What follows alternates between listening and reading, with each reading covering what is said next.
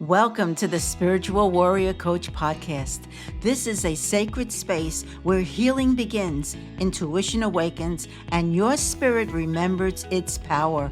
I'm your host, Barbara Savin, author, energy healing specialist, hypnotherapist, and spiritual life coach. For over 35 years, I've guided thousands of souls to protect their energy, trust their intuition, and step into their most empowered self. I invite you to join me for heartfelt conversations, spiritual insights, and gentle practices that nurture your soul and inspire your daily life. And together, we'll explore how to rise above negativity, trust your inner wisdom, and embrace the truth of who you are, a divine, radiant being of love and strength. So take a breath, settle in, and know you are not alone on this journey. You are loved. You are supported, and you are more powerful than you've ever been told. So let's rise together and join me now as your host. Well, thank you for joining me today, and welcome to the Spiritual Warrior Coach podcast. I'm your host, Barbara Savin, here to help you reclaim your power, your energy, and your authentic self. And today, it is such a blessing to share this sacred space with my very special guest. And her light, her wisdom, and her heartfelt guidance are gifts to all of us. So welcome, Terri Ann. I'm so happy you're here today. Thank you for having me, Barbara. I'm so happy to be here and share sacred space with you. Well, thank you. And before we begin with our conversation, I'd like to introduce you to my listeners and tell them, a little bit about you. Terri Ann Russell is a deeply clairsentient intuitive healer, spiritual activator, and teacher, a soul-centered practitioner, and she has walked through profound initiations of loss, awakening, and transformation. And after the passing of her 27-year-old son, Terri Ann experienced a powerful spiritual reawakening that ignited her calling to help others heal and please and release rather generational patterns, outdated beliefs, and limiting thoughts. And through her work, she teaches the transformative power of love in an often unloving world. And Terri Ann is also the host of the Sacred Wellness Show, and she brings heartfelt guidance and higher wisdom to her audience. And she's also the author of several books. So, I'm so honored to have you here today. And I was, reading through your bio, and I said, wow, boy, you've been through a lot. I think when I look back at my contract, you ever see those memes and they're like, are you sure I signed up for this? That was me. Like, are you sure that I signed up for all of this in this lifetime? It's a lot. It's a lot. And I read about, you also experienced like domestic violence. So let me ask you, what was the defining moment that stands out, and when did you finally decide that, enough is enough of this? Yeah, we were married almost 18 years and he was my second husband. And he was very controlling all along, but I was so young and I believed that that was love. He loved me if he wanted to know where I was and what I was doing. I grew up in a very rigid Catholic family. So a lot of fear-based beliefs and patterns that I had. And I was looking for that love at that time and he provided it. Fast forward, at 40, I got pregnant with our daughter. um, she's a miracle, and we'll talk about that later. But the defining moment was when I had a daughter. I had three sons, and I had a daughter, and he became more and more aggressive and more violent, more protective, more overbearing. And he almost took my life in front of my daughter. So the defining moment for me was the day that he tried to take my voice. He was choking me on the bed. And I remember it very vividly and clearly in my mind. I heard my grandmother who had passed, and she said to me, "It won't always be like this." And my daughter screamed, "Daddy, no," and he stopped. So she literally saved my life. And I knew then that I had to get out for her. I had to have a way for her to grow up in an environment that was not like that. I did not want that for her. And that's really what prompted me to go forward from there. And you had your three sons also, right? I had three sons at that time. They were already adults. My oldest son, when she was born, was 19. Oh, okay. All right. And that was from the first husband? Yes. Okay.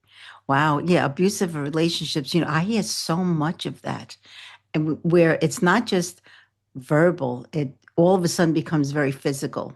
Yeah. And that's when I mentioned to everyone, you have a choice before he kills you or she kills him, whatever it may be, you Mhm. know, get that courage and do something about it and to leave. So I Yeah. guess you reached inside of yourself and said enough was enough. And especially the fact that you had your daughter there and you don't want to Yeah, see her. and that wasn't the first time that he had attacked me. It had never been that violent, but Hmm. I felt there was a change within him. I can't describe it in physical words, but he wasn't really himself either. He's since passed. He passed in a hiking accident 3 years ago. So he wasn't himself either. There was a lot going on with him emotionally as well. I've done so much healing around that relationship and the karma that we both brought in when we came into that life. And I understood it on a more, I guess, a higher perspective level of why we agreed to be together in this life. And that really has been a blessing when I look back at it now. Well, everything happens for a reason, and it's actually to help us truly understand and to grow and to know what it is that no longer serves its purpose and to walk through it and to you know, let it be done rather than staying in it and suffering. Yeah.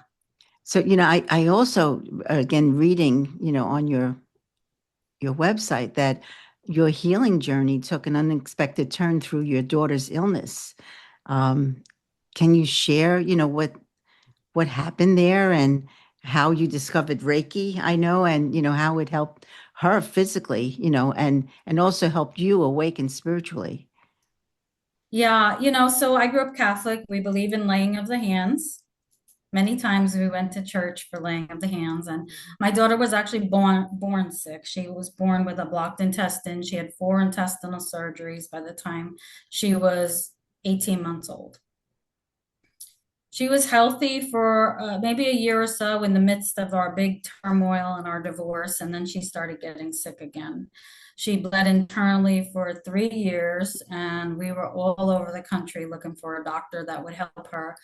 And nobody, it was too risky to do a surgery to find out where the bleed was. So monthly, we would go for blood transfusions. Every month, we were in the hospital, and she would be getting a blood or iron.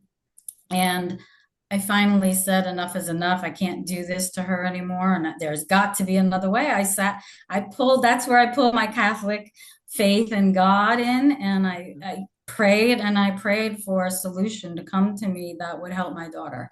Because watching her suffer and go through such medical trauma, and in the midst of this nasty divorce at the time, was unbearable for the both of us. So I was actually guided. I heard the word Reiki and I was guided to Reiki. I started Reiki, and I worked on her for maybe a year, and she healed. She's almost 16 now. She's not had a blood transfusion in over 8 years. And her doctors at the time were amazed. But now those same doctors have Reiki in their hospitals. They didn't want to hear it 8 years ago, but today they have Reiki practitioners in their hospitals. So it's really nice to see how it's come full force. Oh, without a doubt, it's come full force. I mean, right, my grandma was a healer, so who always did healing on my sister and I, but I had that ability as a child. But then growing up, now I grew up, excuse me, in the 40s, 50s, 60s. Back then, boy, you would not mention anything about energy work or that you hear or see spirits because it was Right. really voodoo. It wasn't even just woo-woo, it was not good. Um, and so doing healing on myself actually saved my life. So I can truly understand how, when we tap into that higher power, because we are all spiritual beings in this physical body, you'd be surprised how healing ourselves can bypass the medical. So it just amazes me how when we truly believe in our heart that we have the ability to help ourselves heal, healing does happen if that's the journey to heal. So because sometimes I have clients that tell me, well, but I do healing on myself, and why is it that I'm just not healing? Well, sometimes that the journey is to find out what is it that's preventing you from doing the healing. Yeah, absolutely. I had a lot Mhm. of, people pleasing tendencies, a lot of emotional blocks from Mhm. childhood.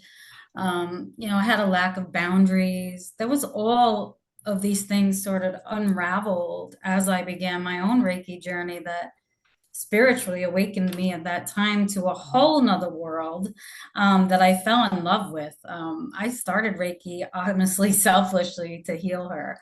But what I found was this amazing, and Reiki is just the Japanese version of, laying of the hands or any other modality that you have. And I do believe that we are all capable of healing ourselves. I mean, I tell all of my clients, if you don't go any further than Reiki 1, which is Reiki 1 is the self-healing, do Reiki 1 for yourself, Right. because then you Yeah, have the ability to learn not only the movements, but the connection with your own body, how to feel that energy within you, because a lot of us are unaware of it. exactly. Because we're also running and doing things that we don't take the time to just step back and feel where in my body am I really hurting? Is it physical or is it emotional or mental or spiritual? And in the majority of the times, it is spiritual, and we just Yes. have to connect back to it, which is so important. And all right, so you helped your daughter and she's fine now. Wow, thank you, God. And miracles happen all the time. I'm so happy for her.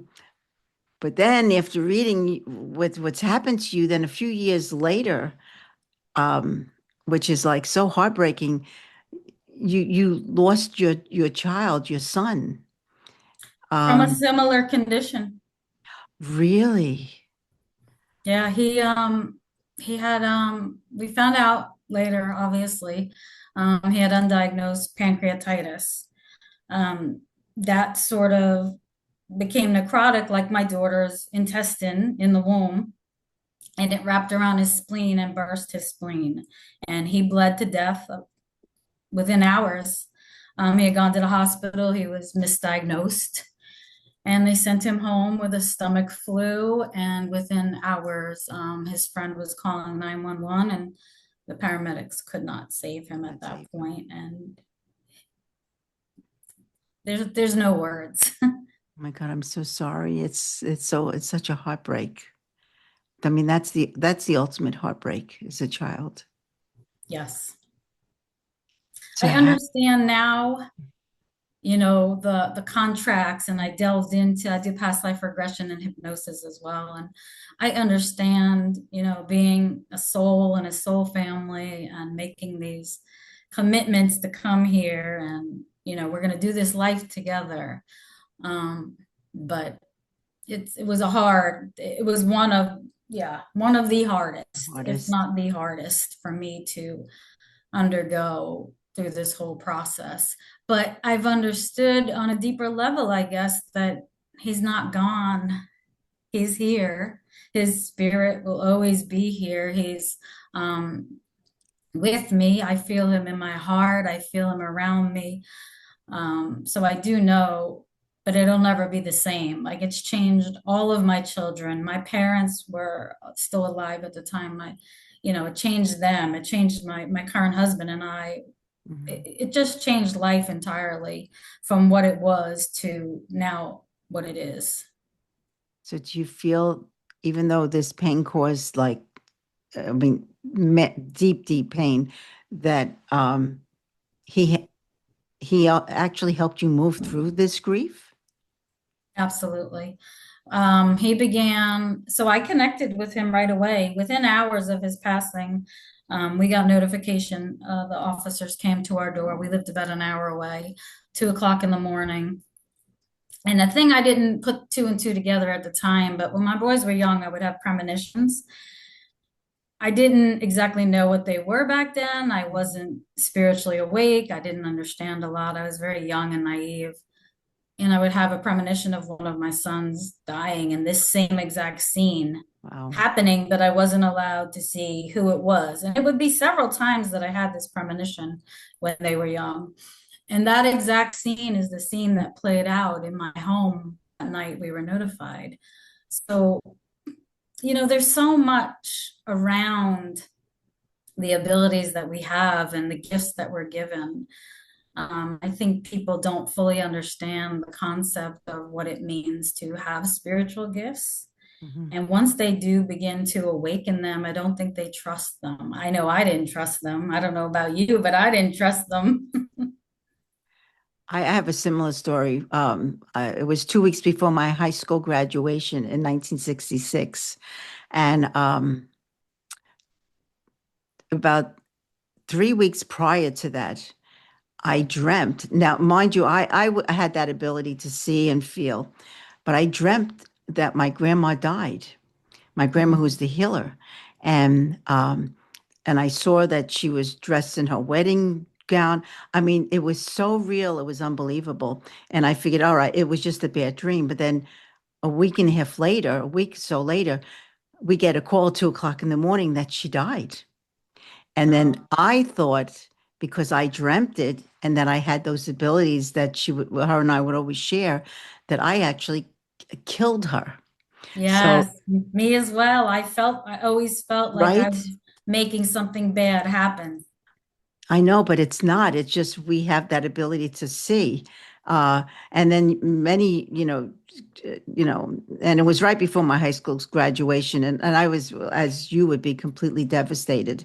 Um, and then found out that my mother actually buried her in her wedding gown. So everything that I saw was 100% real.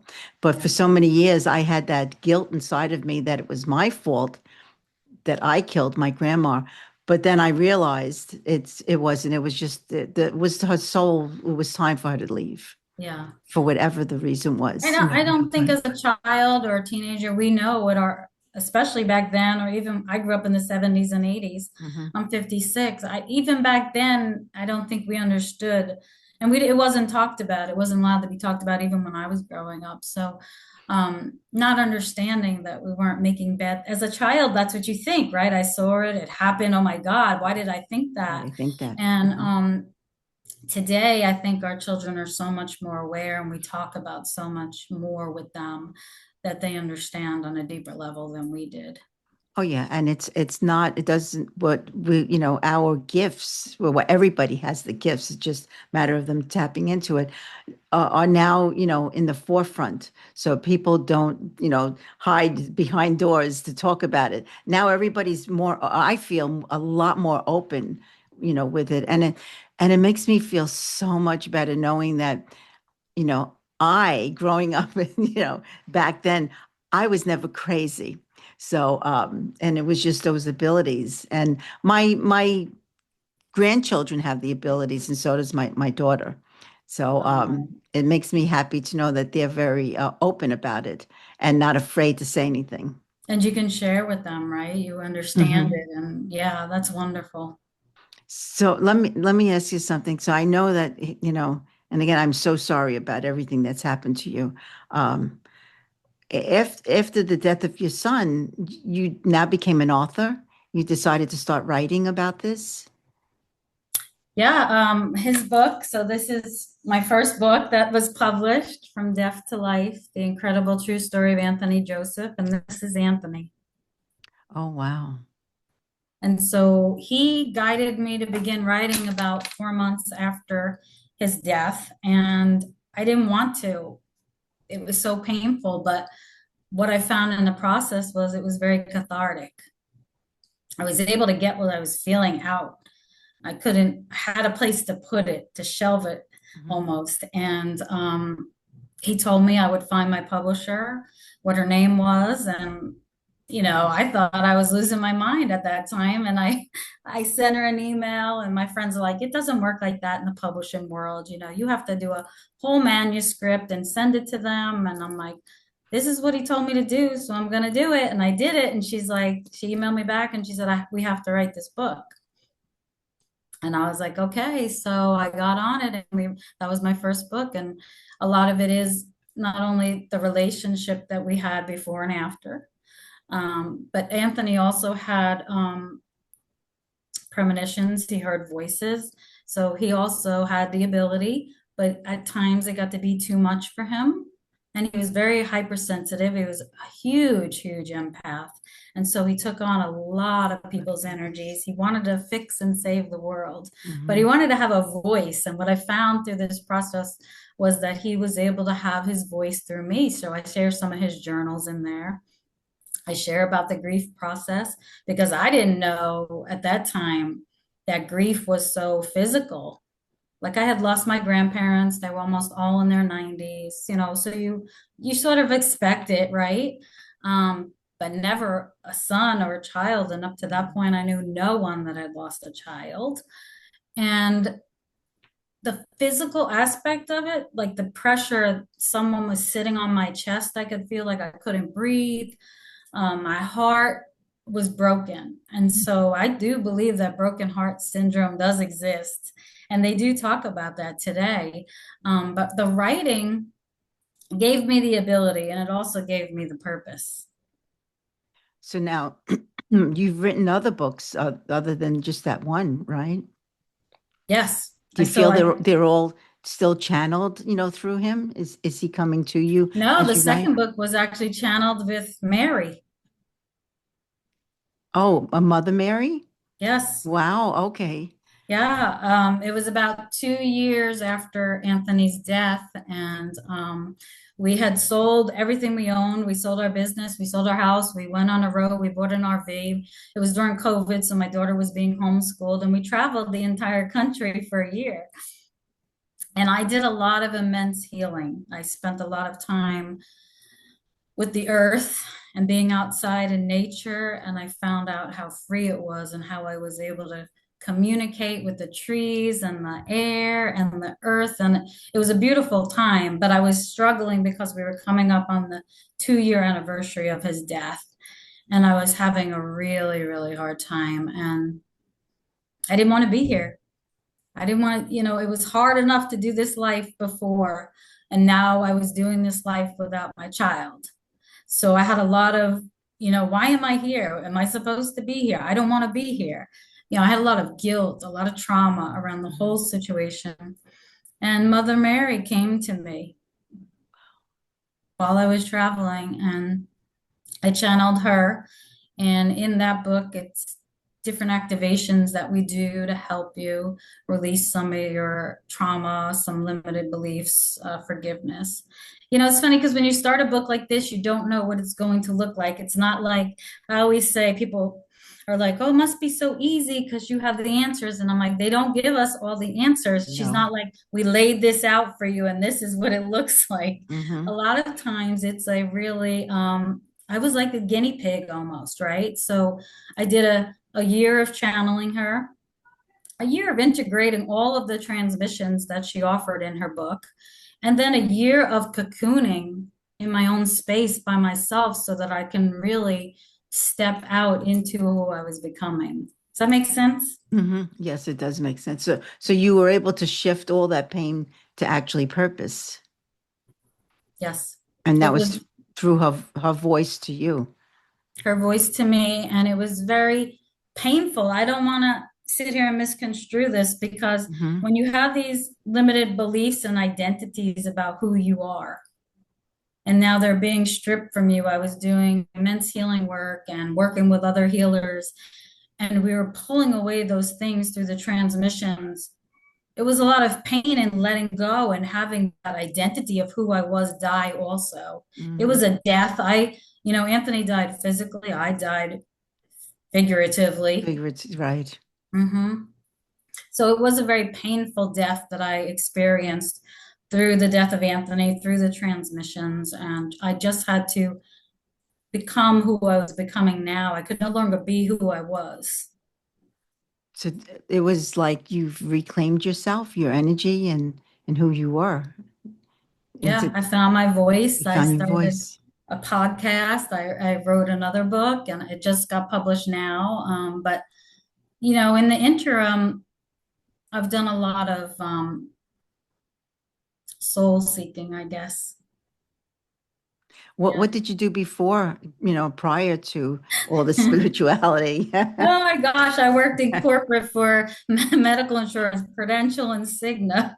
It Oh. was totally a different life. Yeah, I know that because I was a regional sales director for General Nutrition Centers. So Oh yeah, my gosh. it's amazing how the corporate world, we actually walk away from it and then it's a whole new world. And then it's funny because when I walked away from my position after 15 years, because I said, all right, this is not who I am. Everyone around me thought I had a nervous breakdown. But for the first time in my life, I actually found myself, Yes. so and that was because of a near-death experience and so many other things that happened. But yeah, it's amazing when we find ourselves from something that has driven us like over the edge, you could say. Yeah. Yeah, that's beautiful. I love that story. There's so many people, like I'm sure you feel the same. I look back on that person, I don't even know who that person was. No, when It I feels say like another lifetime ago. right, it's like it's such a different energy. And you say, wow, why did I do that? But we're supposed to go through all this. Yes. I think that's what's important for your listeners to understand. It's, a lot of us feel like, why is this happening to us? And I Mhm. also felt like, why? Did I do something wrong in my life? Was I a bad person? That this would happen to me.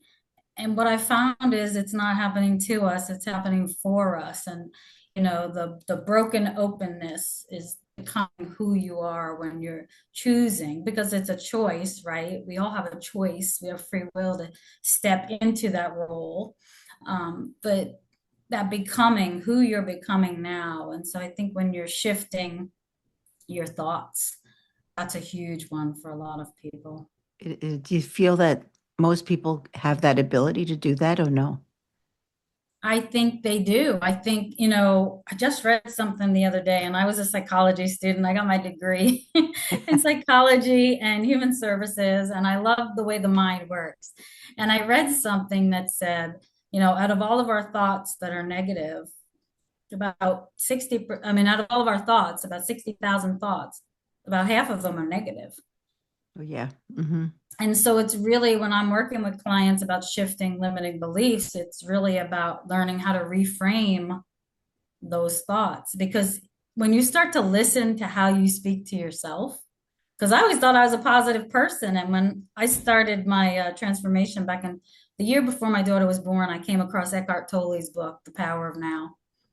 And he talked about the pain body, and he talked about how many thoughts are negative and how to be aware of your thoughts. And when I thought I was a pretty positive Hmm. person at that time, and when I started to read his book and I paid attention, I was like, the way I talked to myself was horrible.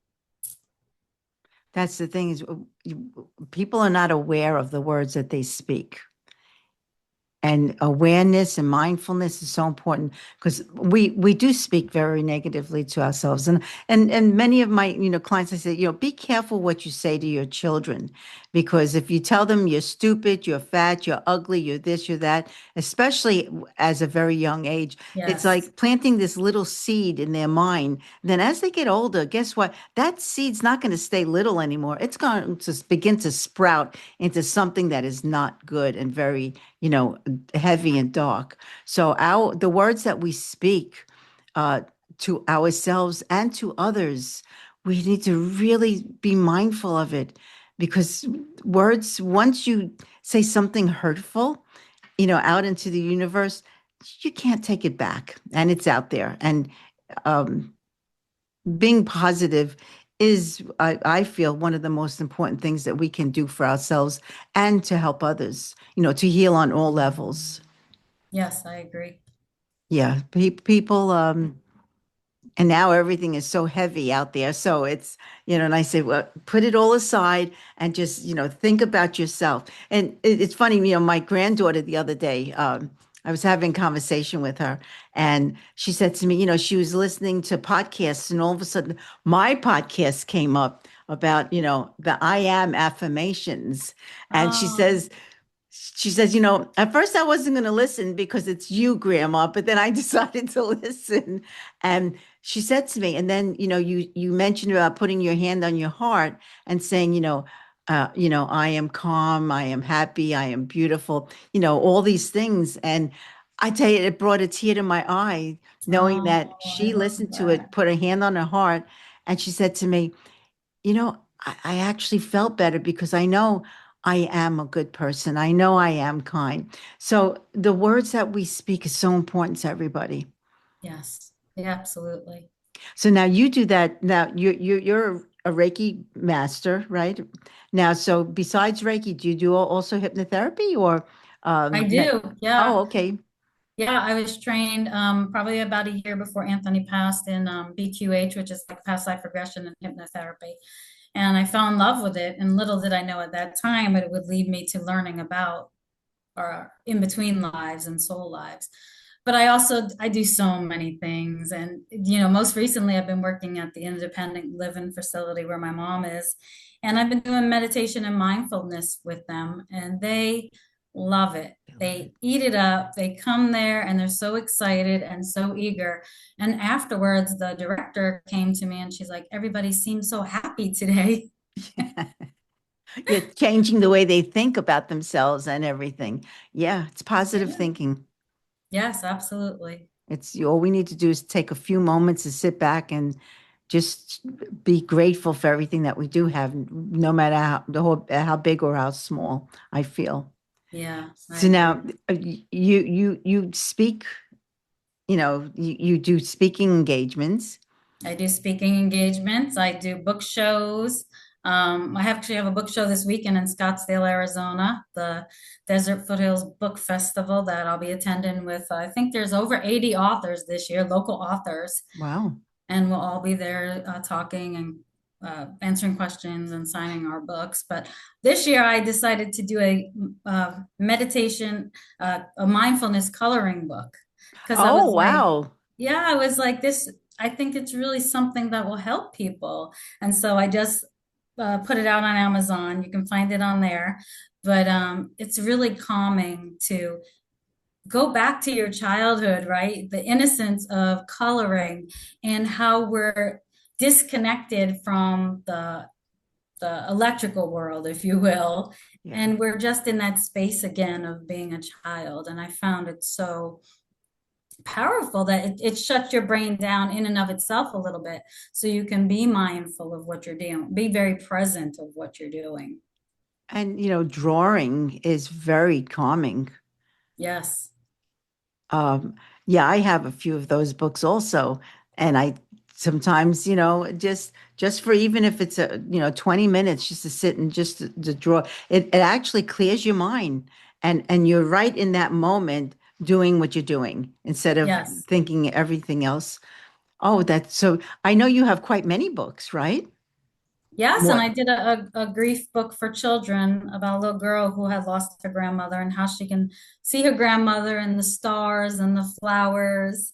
When my daughter was little, so my daughter was 9 when her brother passed, and Mm. she said to me, someone I love lives in heaven. And how do we find him, Mom? Where is he? How can I talk to him? She was so little and so innocent. And so that last year I decided to write a book for children about, just finding the love or what you did with your grandparents. That was so, playing in the sand. Maybe that was it for you. My grandmother and my one grandmother passed when I was 10. But we would love to cook together and go to the garden and garden together. So it's really for children who can't or really understand what grief is, but know Mhm. that their loved one is still here and it's very simple and it's very simply written, but I feel like it's so needed for the children of this world because my daughter, at the time being 9, like nobody really understood what she was going through. And I certainly didn't Yeah. understand it because I was going through my own thing at the time. And I always say if you want to say the death of my son was hard, I was parenting a child, and she lost her mother as well through Well, that that's it. process. Yeah. Well, So that was hard. it's amazing how you realize it because when I look back now, I realize because my grandma lost her son in World War II. He Oh was my God. 19 years old. and and I never really thought about the fact that yeah, she lost her son, but her daughter, my mother, lost her brother. Yes. So, and then over many years, I started putting those pieces together, why they were the way they were, because the grief that they felt was just way too much. And they had no one to talk to. Yes. Yeah. And it's almost like Hmm. siblings are forgotten through that process. Hmm. And they're so different. And so she was 9, my stepdaughter was 13, my oldest son was 30, and my youngest son was 26. So they were all experiencing deep grief at different levels, and they all responded to grief differently. Differently. My oldest son threw himself into work. He ignored everything else and he became a workaholic. My youngest son began drinking a lot. Yeah. He numbed himself through the pain because it was so painful. They were all so close.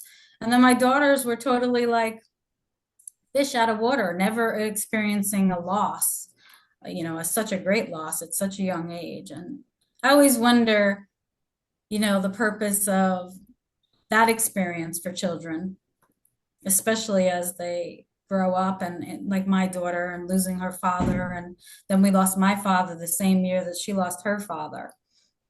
I always wonder, like, there has to be a bigger purpose, like you and I, behind that.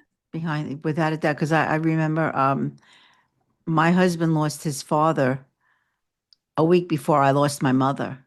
Oh my And gosh. we both couldn't help each other because here he was mourning his father and I'm not mourning my mother. And what do you do? And there was a lot of confusion there because I felt bad that I wasn't there for him, but I needed to be there for me and my sister. Yeah. So yeah, and I always wondered, wow, God, a week apart, that was like really heavy. Heavy.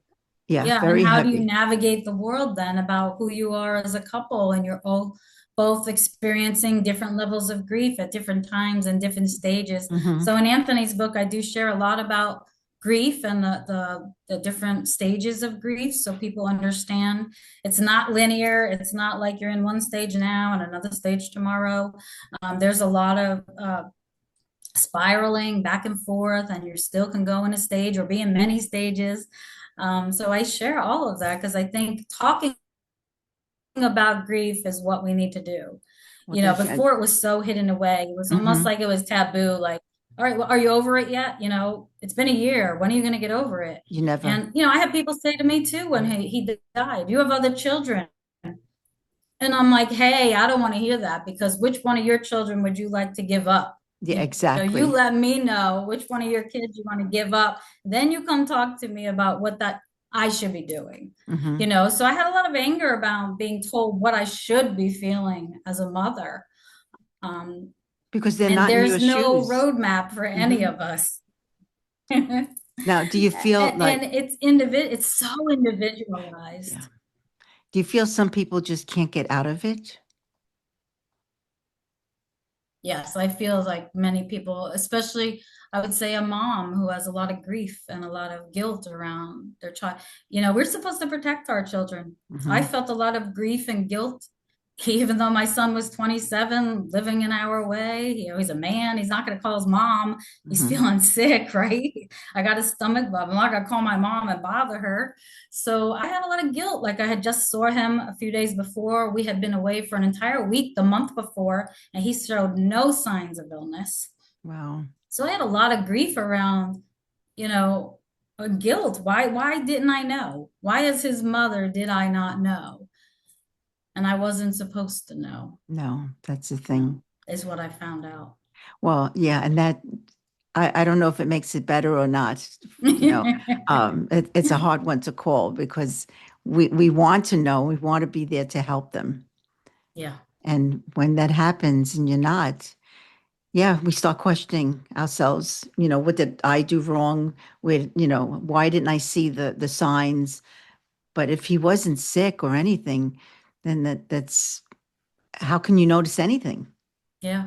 And grief and death is a part of life. It really is a part of life. I'm sorry to say, as painful as it is, it's a part of our life, and we are all going to experience it at Yes. one time or another in our life. Well, I say we come here and we don't know when it's time to leave, but we all leave. Yes. Yep. None of Yeah. us are getting out of this. No, I don't think so. I keep on asking for extra time, but because you just don't know. I mean, I just turned 77 and I say, okay, 77 years old. It's getting closer to 80s, Yeah, I'm at the end of, that my life, but I feel that when the time happens that yeah, my physical body won't be here no longer, but I feel spiritually I'll still be like probably roaming the streets a little bit, and seeing who I could still help. Exactly, from another dimension, another Hmm. place. It's funny because my mom is 77 and deathly afraid of everything that has to do with the spirit world. And my father passed a few years ago, and she's like, "Tell him, don't talk to me, don't come to me. I don't want to talk to him. I don't want to see him. I don't want to talk." So I said to her, "Well, what happens when you pass? Are you going to come to me?" She's like, "Yes." And I'm like, "Well, I'm going to tell you the same thing. Don't talk to me, mom. Like, I don't see you. I don't hear you." Yeah, well, they do come in and that's how I wrote my first book, The Gentle Energy Touch, and my healing book. Well, Oh, my grandma. I mean, I would never have thought in a million years, but she came and the writing just began. So they do, step in to help us in many, many ways. And even, our pets, my yes. my dog Sammy, helped me write the book too. So yeah, it's amazing how as long as we're not afraid, because most people I think are afraid to when someone comes to visit, that they're afraid of that it's a ghost. But it's not a ghost, it's a spirit. Yeah, and what I love is they retain their personality. Like my son is who he was when he was here. Hmm. And my mom will say, "Well, how do you know it's him?" And I'm like, "I know it's him. It's the way he talks." And other people have came to me and said, "Oh, I connected. I thought it was with Anthony, and this is what he said." And I'm like, "Oh, that's him. I know the way he talks." And I try to explain it with my clients, like with spirit guides or your higher self or your soul. They all speak to you differently. It's not like this, like Anthony called me Ma. So, he'll come in and say Ma. Hmm. I know that that's him. My doorkeeper, his name is Frederick, and he calls me my lady. Ah, okay. That's a beautiful name, my lady. And my dad, it's funny because, my son was very talkative and he wanted to always be a writer. He was in communications and radio. And my dad is very quiet and reserved. So my dad doesn't talk as much. I don't hear my dad. So my gifts are feeling and hearing. I don't hear my dad as much, but he'll play like with the electricity. That's his gift. I have clients that, yeah, that happens to them all the time. Things flicker, or all of a sudden the Yes. music will go on and they know it's their father Yes. So because I the love that father. they Hmm. have different gifts in their world too. Hmm. Oh, there's no doubt that they do. My father, comes to me, and whenever I hear him call me Bubby, because that's I say, okay, I know you're here. What am I supposed to do? And Yes. and I think it's a beautiful thing that we have the ability to hear them and to speak with it. And so many times my grandma will come into the room and I feel her hugging me. Yes. So and it's a wonderful feeling to know that the, yeah, their physical body is gone, but they're not gone. They're not gone. And have you ever smelled her perfume? I've smelled my grandmother's perfume in the room. And what did she wear? She loved roses. And so once in a while, I'll smell a big smell of roses. And I don't have roses in my yard in Arizona, but I'll smell this waft of roses in my I know. office. And I'm like, that's my grandmother. Yep, I smell you. They come in and it's nothing to be afraid of. No, no. I have only connected with love and peace. And it's a it's hard to explain to somebody, I guess, who hasn't experienced it, but there's such an unconditional love that comes through them. Hmm. It's almost too much for the physical body to hold because we're so dense in the 3D. Hmm. But the feeling of unconditional love, I've never felt anything like that in this world. Well, that's it. When I feel her, my grandma hugging me, it's like it's a huge feeling. I mean, it's like the whole room is filled with her, and yeah, it's hard to describe. Yeah. It's a beautiful feeling, and knowing that they step down and they hug us and they love us, and anything we may have done just simply goes away because they love us so unconditional. Yeah, and I think they're able to guide us and protect us. And, Anthony stepped into the role of one of my spirit guides after he passed, and it would just make sense, everything that he told me. And then when my dad passed, I helped my dad transition through. My dad had a really hard time. He struggled with leaving. He had a lot of fear too, so Hmm. being there and just witnessing it, it was beautiful. I'm blessed that I had the opportunity for my dad to be there for him to see him cross over and pass. It's something that I'll hold dear to my heart till I go. Well, like with my mom, she would never let me do healing on her. Um, but the night before she passed, she allowed me to do healing on her. And I Wow. said to her, I cannot heal you from anything. It's just, I'm here just to help, give you peace and calm and know that everything will be just fine. And Yeah. then the next morning she passed over.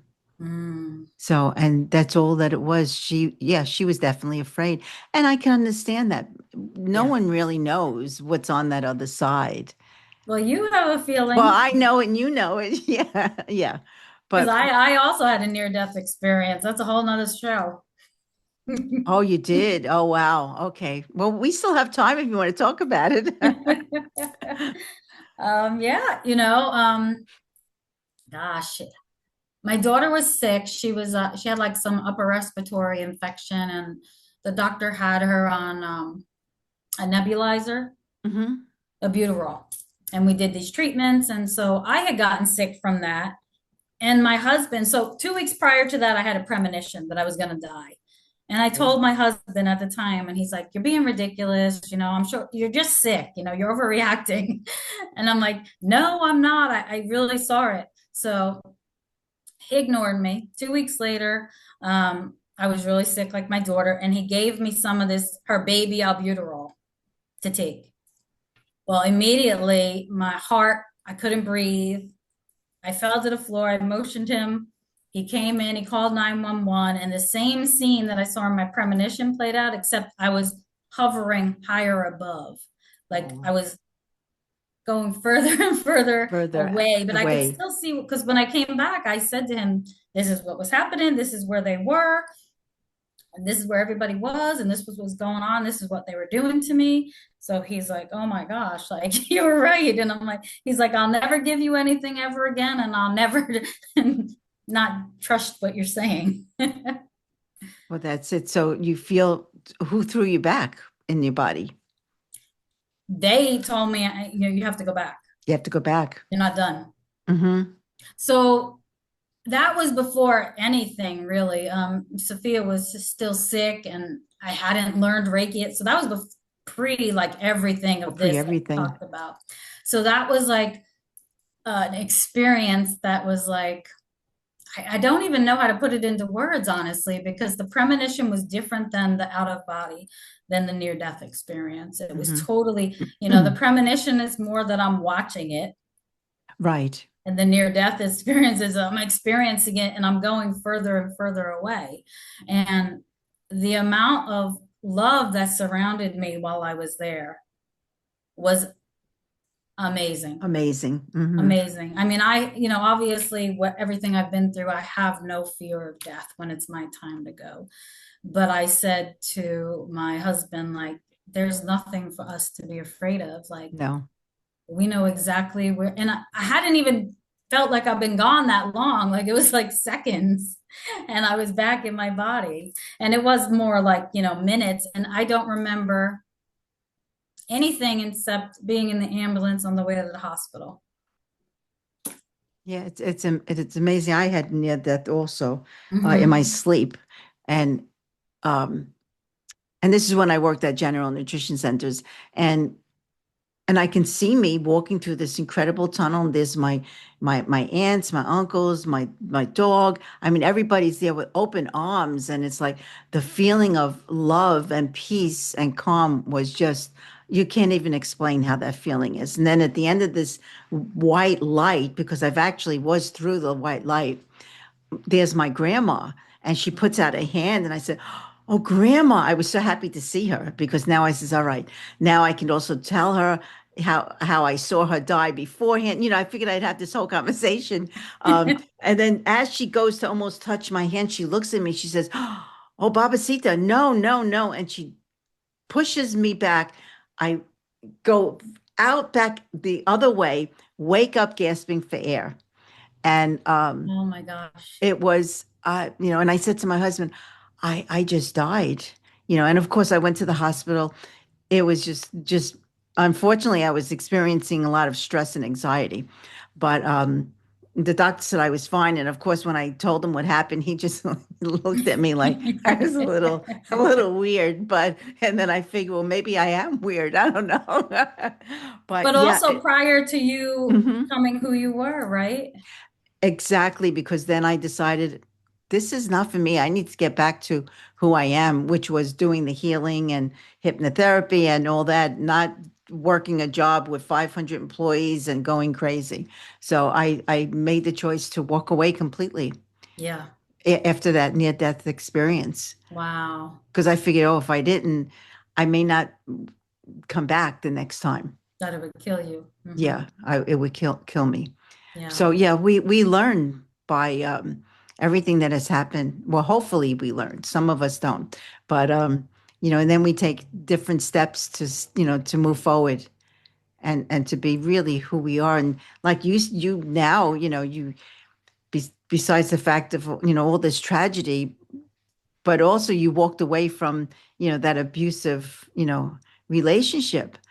Do you feel that a lot of women or men, because men go through the same, um, they're afraid to do that, and that they feel that they're, so broken that no one, will help them Oh or, yeah, my ex-husband Mhm. told me, nobody's gonna want you. You have a sick child, you know, who's gonna take care of you? I can take care of you. Like he had me so brainwashed that I couldn't do it without him, and that he was the only one that could save me and our daughter. And we had separated before that incident. We had separated 3 times that year. Twice the police were called, the last time and the time before that. But we had separated for long periods of times. He moved out. He always worked his way back in. For me, I'm a slow learner. I always say, like, I don't do subtlety. You have to tell me exactly what you want. It has to hit me on the head. That's not everybody. Mhm. So, but I think a lot of people being in that situation of being in a domestic violence situation is so scary. And when you have children with them, especially, there's so much entanglement, I guess. And then when he passed, I had to do his whole estate. Like I had to tell my daughter, I had to take, he had nothing in order. I had to do everything. I had to become executor for his estate and fight his family who he was estranged from, and all this horrible, and it was like a Wow. horrible, horrible worst case scenario that you could ever have. And he wasn't young, so it's like he should have had all this stuff in order, but I had to do everything to protect the rights of my daughter. So even through all this, it was another lesson, right? I'm going through it. I had to go through his house, through his stuff. That's not something you want to do for your No. ex-husband. I mean, when we had first, after he had tried to kill me, I had restraining order, and he couldn't see his daughter for, I think it was either 18 months or 2 years. But after he did all his counseling and they dropped it from a felony to a misdemeanor, they allowed him in Arizona. They have a law. I wish I could get it changed. They always are seeking reconciliation with the parents. And so after he did all of his work, he was allowed to be reconciled with her through supervision and then on his own. Oh, wow. Yeah. So, our relationship became very different near the end of his life. Um, and it's probably for a good reason. There's a lot that goes into our relationships and who I was and what I was doing at that time. But he was broken, He was broken. broken beyond belief. And so Mm-hmm. I think when you're in a situation with domestic violence, it's good for you to know and understand that it's not you, Mm-hmm. it's them. And that if you can get out, you need to get out. I mean, 9 times out of 10, it could be disastrous. I could have lost my life that night. And I found all the reasons to stay many, many, many, many times. Mm-hmm. And I was wrong. Well, it takes a lot of courage Yes. and determination and knowing that I need to get away. And no matter how he says he'll take care of me or do whatever, it's not going to happen. Right. And I have a husband now who's amazing. I Well, did the work. I mm-hmm. was required to do the work. I knew that there were things about me also that attracted this person, right? So it wasn't just blaming him for who he was, but I Mm-hmm. had things that were broken within me that I needed addressing so that it did not attract the same type of person. So I Yeah. knew all of that going in. Mm-hmm. That's one thing that going to college and learning about psychology and the brain and how our brain works, that the trauma will introduce you to people who are also trauma based until you Until heal you that do stuff. it, until you learn the lessons. I know, and those lessons are very challenging and hard. But when you say to yourself, "All right, I have to stop this. I have to, get off the merry-go-round and figure this out," then life does change for us, I feel. Yeah, and there's a lot of fear behind all of that. I think I learned that very young. Um, After I had my sons, and my first ex-husband didn't want to be a father. We had three Yeah. sons under three. We were together from when we were 16 to 25, and he decided he Wow. didn't want to do that road anymore. And I was like, well, I learned then that I don't have a lot of control. And so what I can Hmm. control, I want to You control. want to control. Hmm. And Yeah. And that's the so we have most the important thing. ability to create our life. One thing I stress to my clients is you have the ability to create the life that you want, but you have to unlayer those beliefs, thoughts, and patterns that have been embedded into you that you feel so deeply. And they may be even past lives. They may not be this life. Hmm. They could be a past life. Oh yeah, there's no doubt in my mind. A lot of it is, well, not a lot, but a lot. There is past life there Hmm. that we've come back here in order to heal what was. Yes. Do you have Wow. a big connection with Mother Mary? I have a Mother Mary. I don't know if you see that in my right. Mother Mary is right over there. Okay, I have yes. a beautiful Mother Mary statue. And mind you, I'm Jewish, okay? But I have, angels everywhere. And um, for me, it's not about the religion aspect of anything. It's what I feel. So I Yes. feel Mother Mary. I feel the archangels and the angels and spirit guides. So yeah, and I know in the Jewish religion, oh, you don't angels, they're They non-existent. don't they don't believe in angels, They right? don't believe in angels, but Mhm. I truly feel without a doubt in my heart they are always here to help us. And it's not just take all the religion aspects out of it. they're here no matter what. And Yeah, I that's why think I have that Mother religion Mary. and She's a beautiful spirituality statue. are so different. Yes, it is so different than the religion aspect.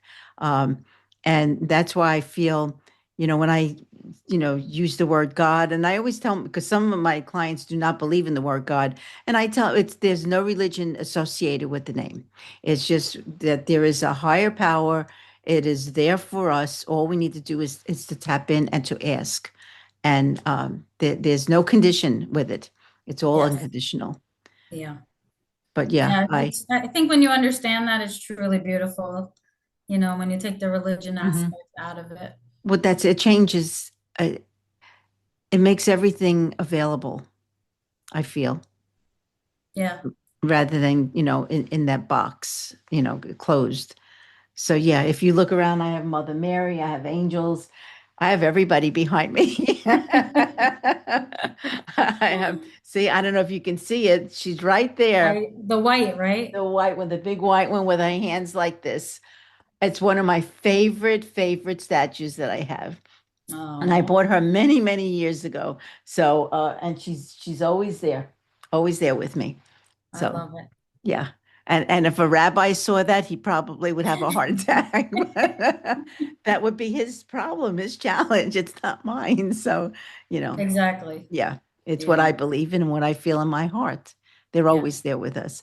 So, well, Terry, and where can, God, I know we can talk so much more, but where can my listeners get a hold of you? If they want to speak with you and also read your books.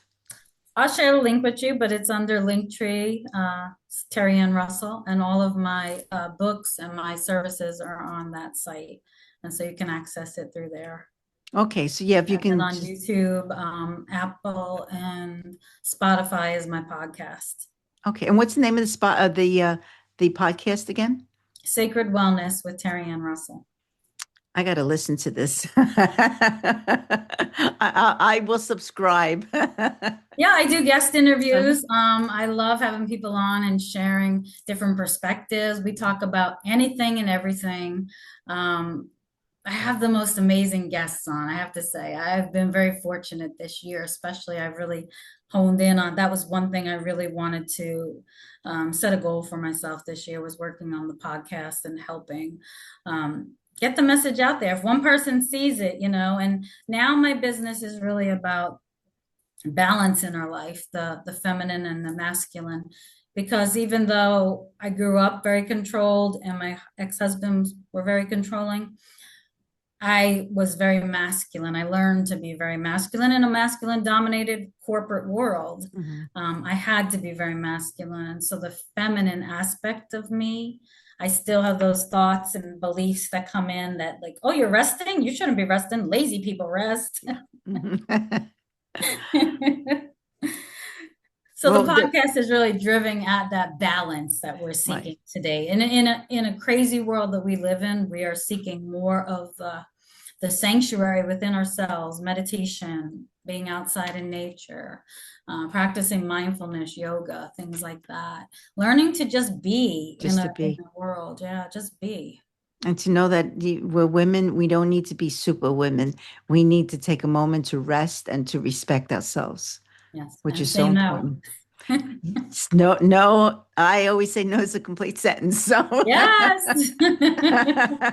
it's okay to say no and not feel guilty and or ashamed about it because we need to take care of ourselves. How can we take care of others if we don't take care of us? Exactly. Yeah. And that's so important. Well, Jay, I thank you so much today for coming on my show. And yeah, I'm the same way. I look for guests that can share something very meaningful with everybody and for everyone to understand you're not alone on this journey.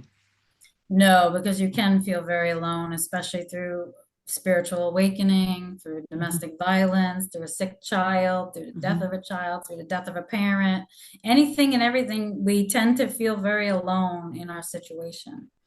Well, even with some of my clients that when their dog passes, they can't get over it. Yeah. And I understand that because the dog is, your pet is so loving you so unconditionally. Yeah, they're your family. Yeah, your family. And I really feel that, God um, gave us, cats and dogs so that we can know the understanding and feel what it is to be unconditionally loved. Yeah, So, and absolutely. yeah, but well, I'd one more love to have time. you on though, my show. Oh, thank you. Well, one more time, where can my listeners get a hold of you? It's a link tree, Terri Ann Russell. That's where you'll find all my information, and you can find all of my books on Amazon. Well, thank you. I can't wait to look at your books, believe me. Well, Terry Ann, thank you so much for sharing your wisdom and your love and your story with us today. And I'm so deeply grateful for your insights and the inspiration that you brought to this sacred space. Oh, And also thank you to my beautiful listeners, for opening your hearts and joining us on this journey. And to remember that you are powerful, you are loved, and your light matters more than you'll ever know. So until next time, keep shining, keep believing in yourself, and know that you are never alone on your path in the journey. So have a beautiful week filled with love and with light. Love, Barbara.